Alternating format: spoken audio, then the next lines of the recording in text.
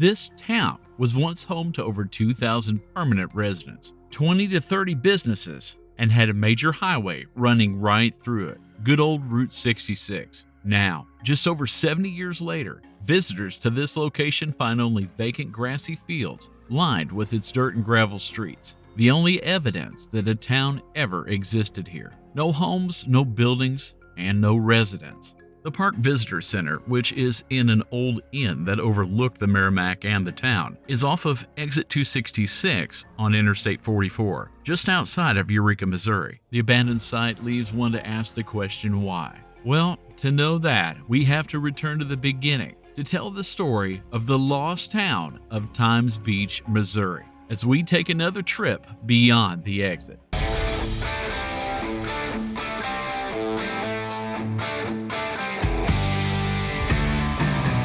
It all started with a newspaper. The year was 1925, and the St. Louis Star-Times needed a better circulation and patronage in a city already full of good newspapers. Just a few years before, there had been as many as 6 daily periodicals vying for subscribers in the St. Louis metro area. L.Z. Roberts, publisher of the Star-Times, knew the pressure of this competition and not keeping pace with it. The newspaper he helmed, his newspaper, nearly fell victim to it. At least that was before a merger was brokered between the St. Louis Star and the St. Louis Times, a timely move that kept both papers afloat. However, they still needed something to get in front of new customers to survive in the years to come. And best of all, he and his team knew they had a plan to make it happen, a popular marketing gimmick that several newspapers nationwide had been utilizing. Cheap land. You see, in the 1920s, it was becoming very popular to have a vacation property of your own in which to spend your off time.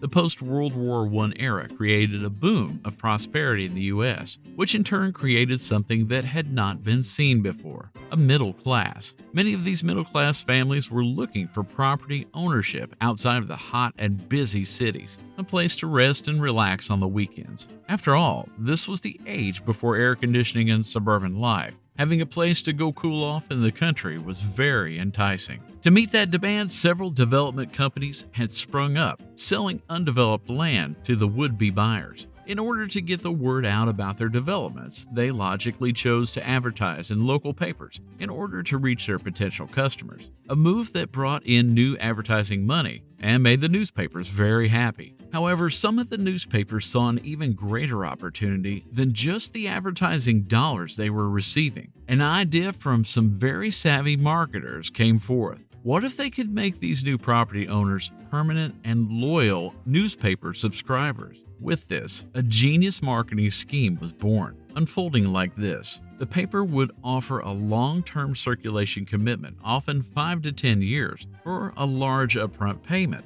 In return, the subscriber would receive not only the paper long-term, which built brand loyalty, but gained access to a weekend community nearby at a discounted price. Suddenly, you were not just a newspaper customer, but you would become a part of an exclusive community, a community that also purchased the same paper you did and read the same editorials you did, meaning you would most likely be around like-minded people as well, enjoying their weekends away from the city. It was a winner of an offer. That is, if you knew of such a development company. L.Z. Roberts did, as one was already advertising a new development along the Merrimack River named Times Beach. It was double exposure for both companies. So, in 1925, the St. Louis Star-Times partnered with the Times Beach Development Company, making this subscription offer. For $67.50 or $1,144 in today's money, you could purchase a piece of property, a very meager 20 by 100 foot plot of land, by the way.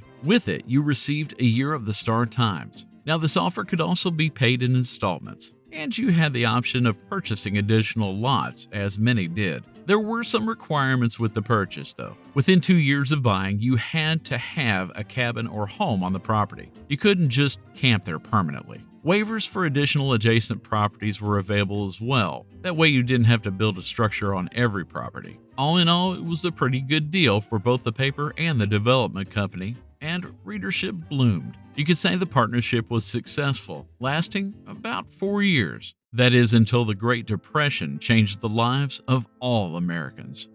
While the Star Times offer built Times Beach, the hard times ahead would build the character of this vacation community. Many lost their homes in the cities and were forced to seek refuge in the vacation cabins they had built, as jobs and disposable income vanished overnight. Many of these homes were not intended to be full-time residences, as they were much smaller and not built to the same standards as their city residences. But having a roof overhead was a blessing in this time, as many went without basic shelter. As the Depression rolled on, a new distinction identified the Times Beachers and how the town would be altered by the era. They were no longer vacationers, but had transitioned to residents. Many who made the move for whatever reasons to Times Beach never left, at least not until many years later, when the entire town would be uprooted. So a small town began to emerge from the development, one that was built from necessity. One of the perils of becoming a permanent resident of Times Beach, the beautiful Merrimack River that flowed lazily through the community, did not always stay in its banks. Major floods in 1935 and in 1943 devastated the community. However, the town showed its resilience and recovered. World War II came and went. Yet little changed in Times Beach except that it had grown to nearly 800 residents due to a post-war housing shortage in St. Louis. It grew even larger in the 1950s with a total population of just under 1,000. One of these residents, Marilyn Leisner, married into the community, raised a family there, and served as its last mayor, making some of the most difficult decisions for the town and the people she loved. Life in Times Beach, or the beach as locals called it, was fairly normal. Most of the residents worked in St. Louis or at nearby factories, and it remained a tight-knit, blue-collar town, albeit a poor one. Even so, people knew each other by name. Times Beach was a real community, quiet, modest, and full of life. However, as the population grew, so did the town's problems. Unpaved roads, a lack of resources, and aging infrastructure became a daily struggle for residents. Dust kicked up from dirt roads coated everything. Homes, cars, clothes, you name it. It became more than just an annoyance. Something had to be done, but the town simply lacked the funds to properly pave its streets. The only source of revenues outside of local taxes was the fact that the town was situated well for a speed trap, which they used to their advantage. Still, there was simply not enough available money to pave the 25-plus miles of streets. In the early 1970s, the town sought help from Russell Bliss, a local waste oil hauler who offered an affordable solution, spraying the town's roads with waste oil to keep the dust at bay. Now, this was a fairly common practice at the time and was a big help to the town and surrounding areas. What no one knew at the time was that this practice was a ticking time bomb for both Times Beach and other areas of Missouri. Unknowingly, they were all tied to a chemical manufacturer and one of the deadliest toxins known to man, dioxin, in the form of TCPP. For years, a chemical manufacturer by the name of Hoffman-Taff Chemical Company had produced products for herbicide applications. Specifically, one of the main ingredients in the product that came to be known during the Vietnam War era as Agent Orange. Creation of the ingredient resulted in an oily byproduct containing dioxin. This deadly chemical is extremely toxic, even fatal. In fact, the EPA still states that there are no safe levels of dioxin. In the 1960s, Nepico, or the Northeastern Pharmaceutical and Chemical Company, took over the facility occupied by Hoffman-Taff, leasing it from the building's owner, Syntex. With this lease, they also took over the contents of the 300,000-gallon waste oil dioxin tank. Nepico's main product, hexachlorophene, which was a strong antibacterial agent that was blended into soaps, toothpaste, not to mention hand and face cleansers. This too generated a dioxin waste byproduct. Over time, the tank filled and required disposal. Nepico brought in IPC, a waste disposal company, which promised to process this toxic waste. IPC then contracted this disposal to another outfit, Mr. Russell Bliss, who to this day still claims ignorance as to what the product was, ultimately mixed it with the used oil he collected from garages and gas stations. It was then applied to local horse and harness tracks, as well as the ill-fated streets of Times Beach. By the time Bliss began spraying dioxin-laced oil, this dangerous compound had already been linked to cancer, reproductive issues, and even death in animals. But in Times Beach, no one was aware of the invisible threat lurking beneath their feet. In 1971, after hiring Bliss to spray a nearby horse training arena, the owners noticed animals were becoming ill when they would arrive for the training. Dead birds and other animals began to be found at or near the property edge. 6 months later, over 68 horses were dead. Meanwhile, Bliss had continued spraying farms, and more issues were linked to them. In 1973, dioxin was identified by the CDC at one of these locations, but only a confidential report was sent to CDC and EPA. No action being taken. Why? It was all because legislation had not caught up with the industry and the effects of the toxic chemicals involved. You see, there was no regulation of hazardous and toxic waste disposal at this time. It was not until 1976 when the Resource Conservation and Recovery Act, referred to as RCRA, was enacted that a framework for handling hazardous waste was established. And even though the new regulation was in place, it didn't have to be complied with until 1980. So in other words, nothing was done. At the time the regulation was put in place, Russell Bliss had been paid by the city of Times Beach to spray at will, paying a flat fee each year for his services. Even though Nepico had gone bankrupt in 1972 after the FDA had outlawed the use of hexachlorophene, IPC still had contracts with the building owner to finish disposing of the dioxin-laced oil.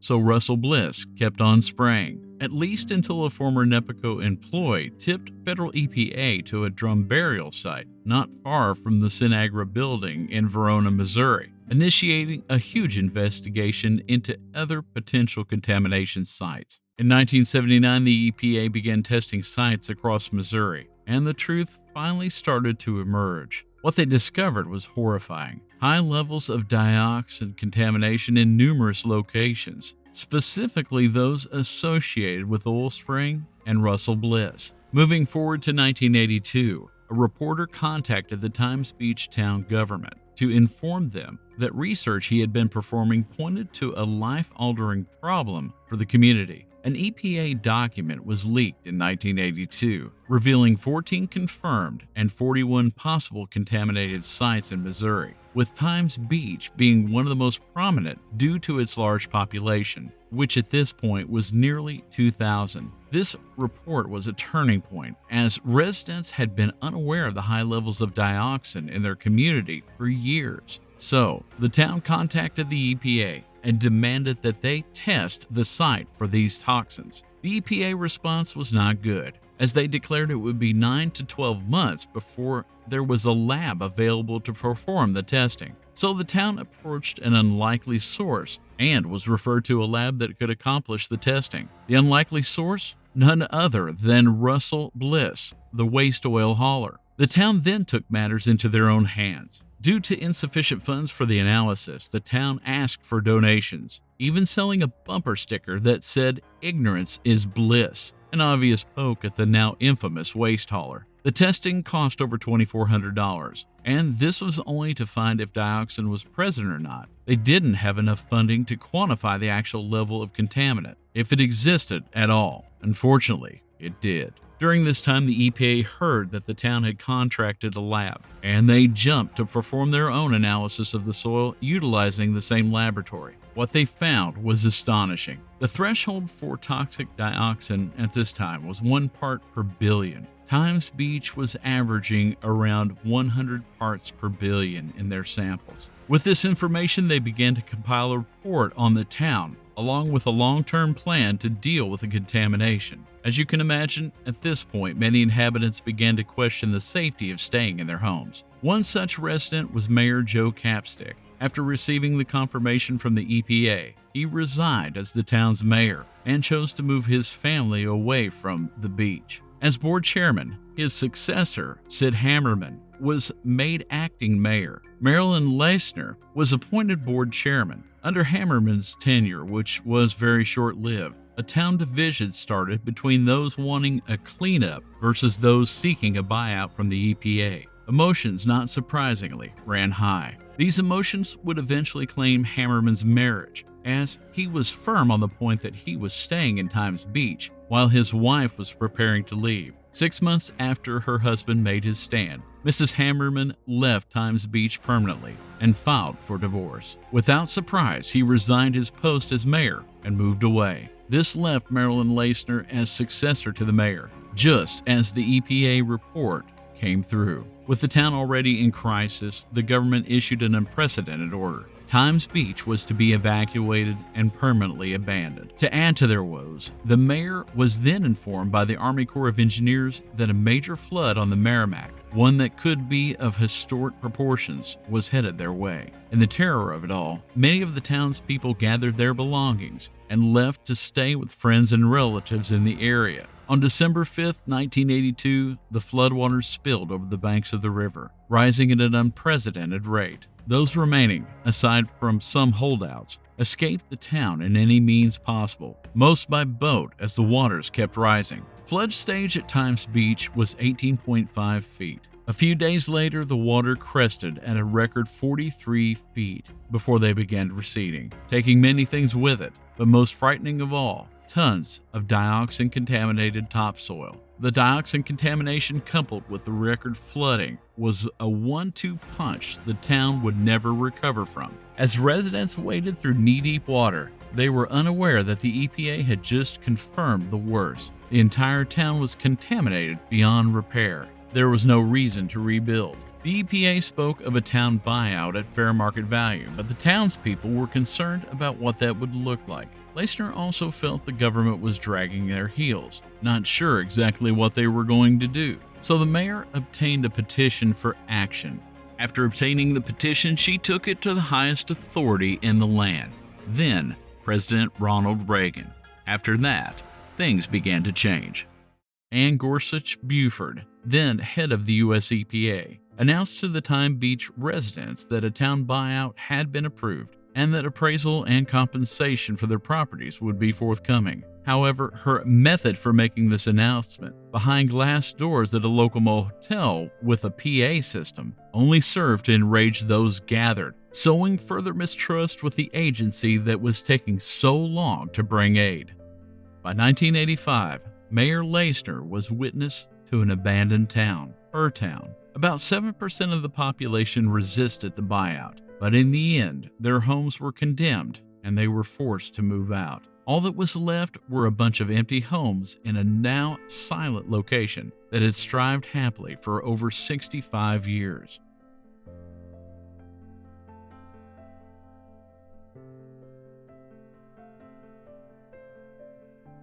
However, it would be another 10 years before the remediation activities would even begin. In the early 90s, construction began on a mobile incinerator to process the contaminated waste. In 1995, it began operation, only to be shut down a year later due to apparent mismanagement on the site. When the project was completed in 1997, every building, church, business, and home had been bulldozed, ground up, and fed to the incinerator. Not one artifact was left to show evidence of the existence of the town called Times Beach, aside from the ash remains, which were placed in an on-site landfill. As Mayor Leisner lamented, they wouldn't even let us keep the water tower.